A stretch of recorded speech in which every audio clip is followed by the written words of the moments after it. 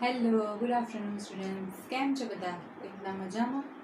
Welcome to LPS group of education. હવે તમારા આ નવા વર્ષમાં હું તમારું ખૂબ સ્વાગત કરું છું અને તમને ખૂબ અભિનંદન કે તમે લોકો છઠ્ઠામાંથી સાતમામાં આવી ગયા છો. હવે તમારા જે છઠ્ઠાના વિષયો હતા એ સેમ સાતમાના પણ રહેવાના છે. તો હું છું તમારી સામાજિક વિજ્ઞાનની ટીચર સબીના પટેલ સબીના. તો આજે આપણે શરૂઆત કરીએ સામાજિક વિજ્ઞાનના પહેલા ચેપ્ટરની. જુઓ, આ તમારું પાઠ્યપુસ્તક છે. આ તમારી પાસે હોય તો તમે સાથે લઈને બેસજો, અને જો ન હોય તો મારી વાત એકદમ ધ્યાનથી સાંભળજો, હું જે કહીશ તે. અને જો કોઈ રફ નોટબુક હોય યા તો તમારી શાળાની જ નોટબુક છે તમારી પાસે, તો પેન લઈને જ બેસજો અને જે મુદ્દા હું બોલું છું તે તમે નોંધતા જજો, બરાબર. અને જેની પાસે પાઠ્યપુસ્તક હોય તેને તો કોઈ વાંધો જ નથી, તે સાથે લઈને બેસજો અને પેન્સિલ પણ હાથમાં રાખજો, જેથી તમે ટીક માર્ક કરતા જાઓ. તો પહેલું ચેપ્ટર છે તમારું રાજપૂત યુગ, નવા શાસકો અને રાજ્યો, બરાબર. રાજપૂત યુગ, આ જે રાજપૂતો બધા આવેલા હતા, રાજપૂતોએ આપણા દેશને સંભાળ્યો, તો તે યુગ કેવો હતો? નવા શાસકો અને રાજ્યો. ત્યારે નવા નવા રાજપૂતો આવ્યા, તેમણે આપણા દેશને સંભાળ્યો, આપણા દેશને દુશ્મનોથી બચાવ્યા. તેના વિશે પહેલો પાઠ આપણને જણાવે છે, તે આપણે જોવાના છે. જુઓ, હવે ધ્યાન આપો અંદર બુકમાં. રાજપૂત રાજવીઓએ ઈસવીસન 700 થી ઈસવીસન 1200 વચ્ચેના 500 વર્ષના સમયગાળા દરમિયાન મોટા ભાગના ઉત્તર ભારત અને દક્ષિણ ભારત પર વર્ચસ્વ જમાવી રાજપૂત યુગની સ્થાપના કરી. અંડરલાઈન કરજો, રાજપૂત યુગની સ્થાપના કયા વર્ષોમાં થઈ? ઈસવીસન 700 થી ઈસવીસન 1200 વચ્ચે.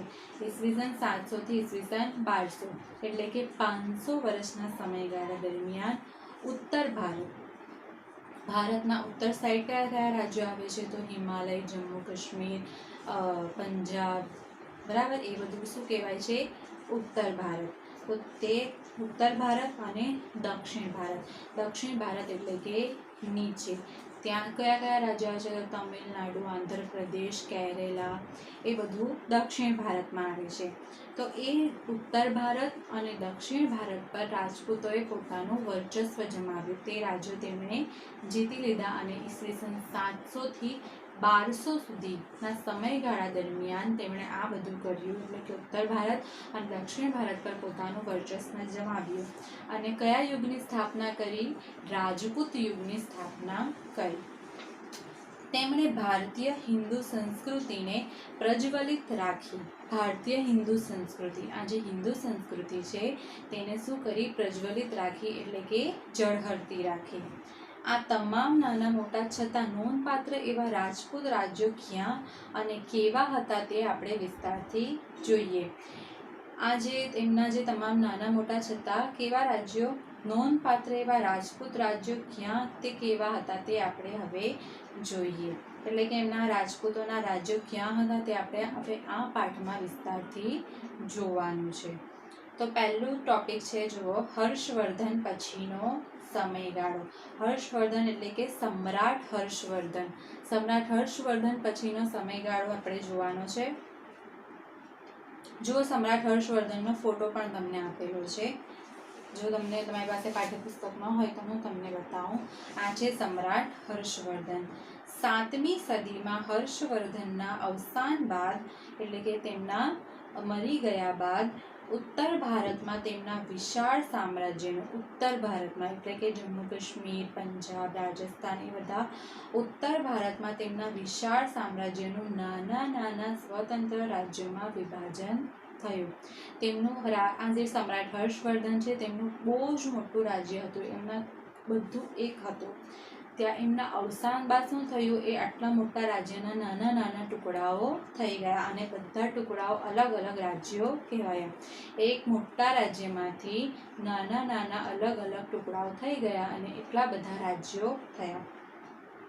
એ જ રીતે પુલકેશી બીજાના અવસાન પછી, જુઓ, સમ્રાટ હર્ષવર્ધનના અવસાન પછી ઉત્તર ભારતના નાના નાના ટુકડાઓ થયા, જ્યારે પુલકેશી બીજાના અવસાન પછી દક્ષિણ ભારતમાં પણ સ્વતંત્ર રાજ્યો બન્યા. એટલે કે સમ્રાટ હર્ષવર્ધનના અવસાન પછી ઉત્તર ભારતના નાના નાના સ્વતંત્ર રાજ્યો બન્યા અને પુલકેશી બીજાના અવસાન પછી દક્ષિણ ભારતના નાના નાના રાજ્યો બન્યા. મધ્યયુગના આ સમયકાળને ભારતીય ઇતિહાસમાં રાજપૂત યુગ કહેવામાં આવે છે. આ જે મધ્યયુગનો આ સમયગાળો હતો જેમાં સમ્રાટ હર્ષવર્ધન અવસાન પામ્યા, પુલકેશી બીજા અવસાન પામ્યા, સમ્રાટ હર્ષવર્ધનના અવસાન પછી ઉત્તર ભારતના રાજ્યોના ટુકડા થયા અને પુલકેશી બીજાના અવસાન પછી દક્ષિણ ભારતના રાજ્યોના ટુકડા થયા. તો આ જે બધો સમયગાળો હતો તેને રાજપૂત યુગ તરીકે ઓળખવામાં આવે છે. રાજપૂત યુગ કયા ઈસવીસનથી કયા ઈસવીસન સુધી? તો ઈસવીસન 700 થી ઈસવીસન 1200 એટલે કે 500 વર્ષના સમયગાળામાં આ બધું થયું તેને રાજપૂત યુગ કહેવામાં આવે છે. એની સ્થાપના કોણે કરી? તો સમ્રાટ હર્ષવર્ધન. હવે જુઓ, આટલું જાણવું બી આપેલું છે, આ તમારા જનરલ નોલેજ માટે છે, આ પરીક્ષામાં પૂછાવાનું નથી. તો પણ આપણે જોઈ લઈએ. રાજપૂત શબ્દનો અર્થ રાજપુત્ર થાય છે. 14મી સદીના ભાટો રાજપૂતોને 36 કુળ ધરાવતા સમૂહ તરીકે વર્ણવે છે. હવે નીચે જોઈએ. રાજપૂતો બહાદુર હતા. રાજપૂતો કેવા હતા? એકદમ બહાદુર, નીડર હતા.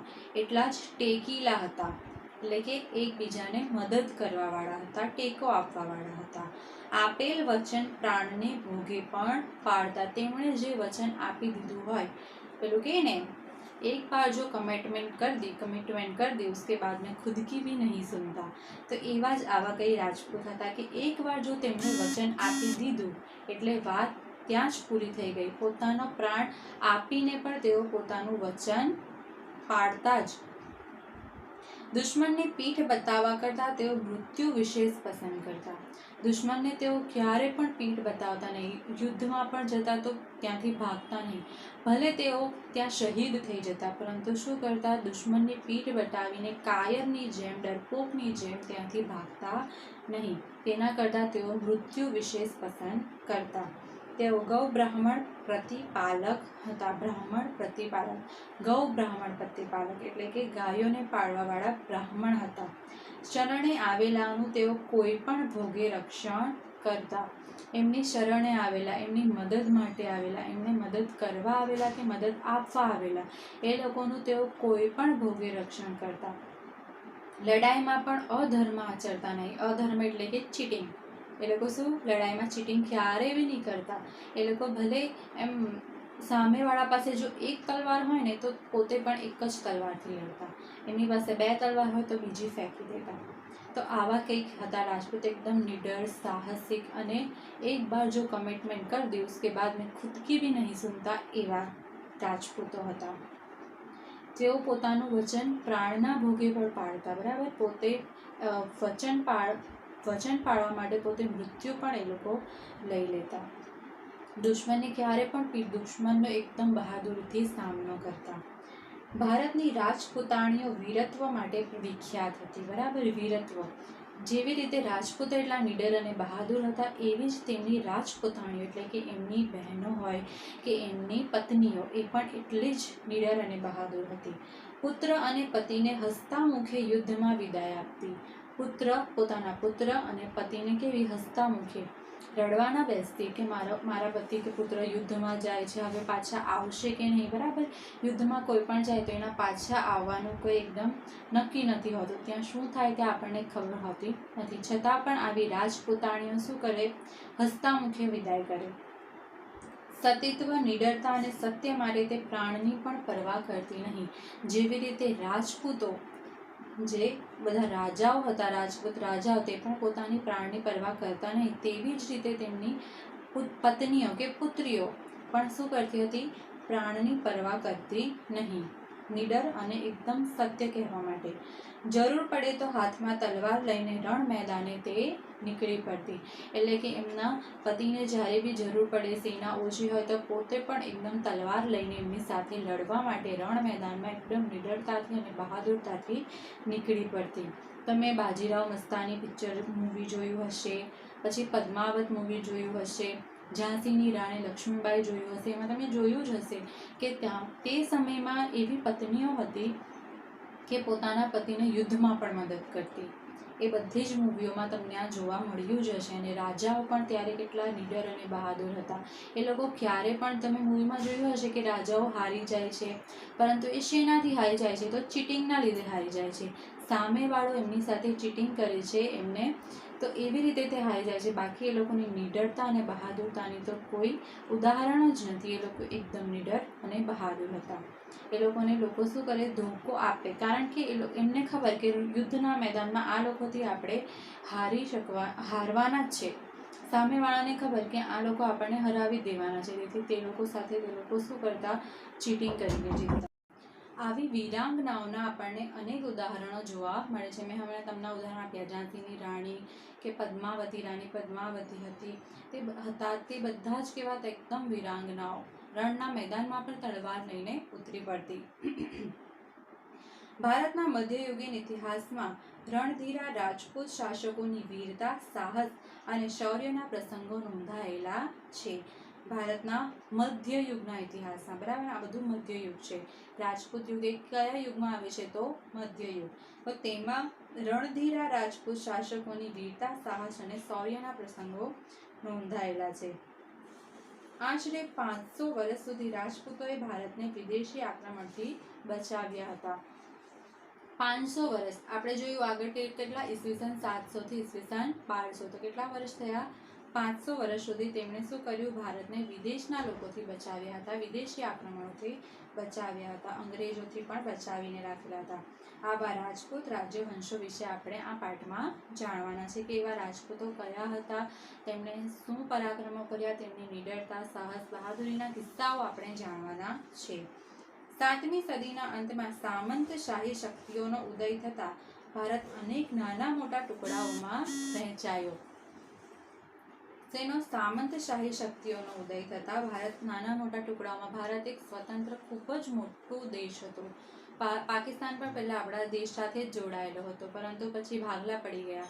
તો એના પહેલા પણ અનેક ભાગલાઓ નાના મોટા સેનાથી પડ્યા હતા. તો સામંતશાહી શક્તિઓનો ઉદય થતા દેશમાં અનેક રાજપૂત રાજ્યવંશોનો ઉદય થયા. આવા નાના નાના ટુકડાઓ થયા એટલે જેટલા ટુકડાઓ એટલા રાજાઓ. તો એવી રીતે જેટલા નાના નાના ટુકડાઓ થયા એટલા જ બધા રાજાઓનો ઉદય થયો. બધા અલગ અલગ રાજ્યવંશોના રાજાઓ બન્યા અને ઘણા બધા રાજાઓ સામે આવ્યા. આ સમયને કેવો યુગ કહે છે? મધ્યયુગ કહેવામાં આવે છે. આપણે તે સમયના ઉત્તર અને દક્ષિણ ભારતના રાજ્યોનો અભ્યાસ કરીશું. તો મધ્યયુગના ઉત્તર અને દક્ષિણ ભારતના રાજ્યોનો આપણે અભ્યાસ કરવાના છે. તો આ આપણે રાજપૂત યુગ જોયું, જેમાં મેઇન પોઈન્ટ શું હતા? ઈસવીસન 700 થી ઈસવીસન 1200 વચ્ચે ઉત્તર ભારત અને દક્ષિણ ભારત. તો ઉત્તર ભારત તે સમ્રાટ હર્ષવર્ધનના અવસાન પછી ઉત્તર ભારતના નાના નાના ટુકડાઓ થયા, અને સમ્રાટ પુલકેશી બીજાના અવસાન પછી દક્ષિણ ભારતના નાના નાના ટુકડાઓ થયા. તો આ જે સમયગાળા દરમિયાન આ બધું થયું તે રાજપૂત યુગથી ઓળખાય છે. અને રાજપૂત યુગ ક્યારે હતો? તો એને મધ્યયુગ પણ કહેવામાં આવે છે. તો હવે આગળ જે ઉત્તર ભારત અને દક્ષિણ ભારતના રાજ્યોનો અભ્યાસ છે અને તેના જે રાજપૂત બધા રાજાઓ છે તેનો આપણે હવે નેક્સ્ટ લેક્ચરમાં અભ્યાસ કરીશું. ઓકે, હવે મેં જેટલું કીધું છે એટલું યાદ રાખજો. Okay, bye bye.